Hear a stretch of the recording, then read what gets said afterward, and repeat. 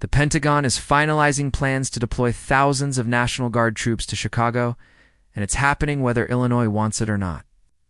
A U.S. official confirmed to ABC News that military planners have been working for weeks on what could be the largest federal military deployment to an American city for law enforcement purposes in modern history.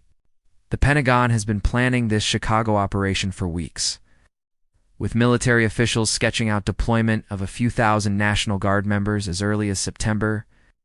The use of active duty forces has also been discussed, marking a dramatic escalation from traditional policing. Trump previewed this move Friday in the Oval Office, saying, "I think Chicago will be our next, and then we'll help with New York." But behind the scenes, the groundwork was already laid. Pentagon sources confirmed they're using the Los Angeles model, where Trump deployed 4,000 National Guard troops and 700 Marines in June. California called that deployment illegal and sued, but the troops stayed. Governor J.B. Pritzker fired back hard.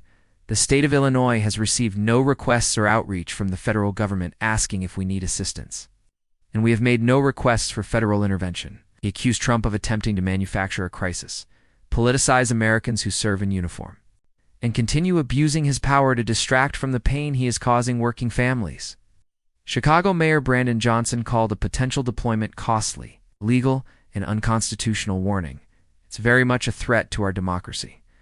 But here's the problem. They might not have the power to stop it. Former Chicago Inspector General Joe Ferguson delivered a stark warning. "We're reliving in an age where the administration takes action first and litigates second." CBS legal analyst Irv Miller says the president doesn't have authority to unilaterally send National Guard to Illinois traditionally. That's up to the governor. But Trump has federal workarounds.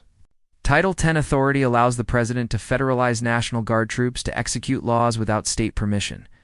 Trump used this exact mechanism in Los Angeles and Washington. D.C. here is what makes this deployment so controversial. Crime in Chicago is down significantly over the past year. This isn't a city in chaos. Chicago isn't even listed on the most recent U.S. News list of the 25 most dangerous places in America. Yet Birmingham and Little Rock, which are on that list, aren't getting federal troops. Illinois Attorney General Kwame Raoul called Trump's approach more performative than actually crafted to make an impact, pointing to significant crime reductions already achieved by local law enforcement. But Trump claims black women are begging him to intervene. He found at least one supporter, Danielle Carter Walters, co-founder of Chicago Flips Red, says she's been imploring the president to send troops. Trump's targeting is strategic. House Minority Leader Hakeem Jeffries accused Trump of trying to play games with people's lives as part of his effort to manufacture a crisis and create a distraction because he's deeply unpopular. More than 1,900 National Guard troops from multiple states are already mobilized in Washington, D.C. And on Friday, the Pentagon announced they'll start carrying firearms during patrols. The Chicago mission would be similar to Los Angeles, where 4,000 Guard members and 700 ostensibly to protect federal property during immigration protests. Former Chicago Mayor Rahm Emanuel's message to Trump was simple: Chicago is not a mess, but that may not matter. This isn't just about Chicago anymore.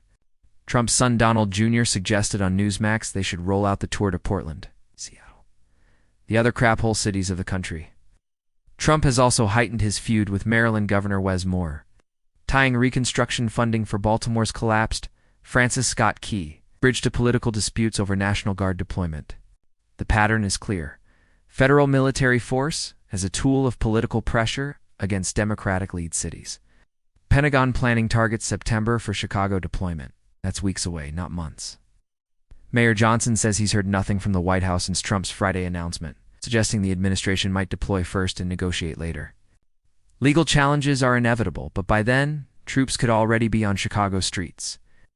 The precedent Trump is setting, federal troops deployed to American cities over local objections, will outlast any single presidency. Chicago is about to become the testing ground for how far federal power can reach into local governance, and whether military force can be used to settle political disputes. September is coming fast,